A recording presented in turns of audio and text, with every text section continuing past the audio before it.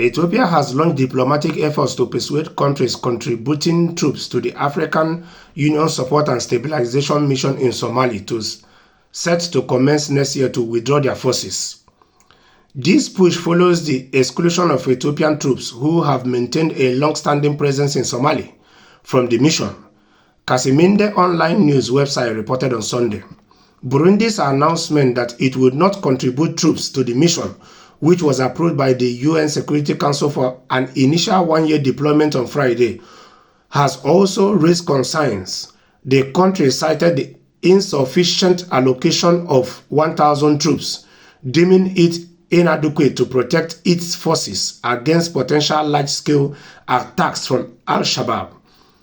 In response, the Somali government has instructed its allies, Eritrea and Egypt, to prepare thousands of troops as a contingency to fill any gaps left by other countries. Should the target of 12,600 troops fail to materialize, these backup forces will be deployed to cover the shortfall. As the situation unfolds, questions are emerging about where Burundi's exclusion from the mission was a strategic move to allow Ethiopia's involvement. Initially, the Somali government had stated it would not participate in ASUM, but after the Ankara agreement between Mogadishu and Addis Ababa this month, Somalia revisited its stance and revealed plans to integrate Ethiopian troops into the peacekeeping mission. You see here, when it comes to this issue of Somalia and Ethiopia, it's not funny. On one side, Eritrea is a country that separated itself from Ethiopia. So Somalia can conveniently do things with Eritrea, but they cannot allow Ethiopia to comfortably do things with Somaliland. This is not right. And Somalia and Ethiopia must put their differences aside before these conflicts they are having with each other, before they withdraw, turn it into a regional crisis that will involve other countries around them or neighboring countries around them.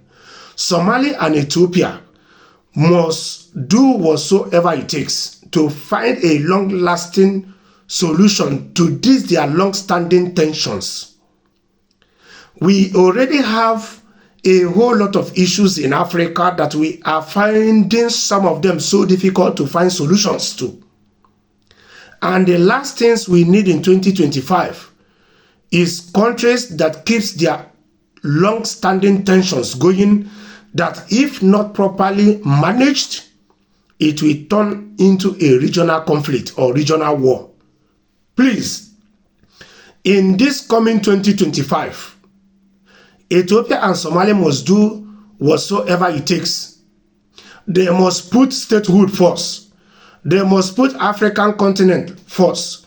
They must put motherland Africa first.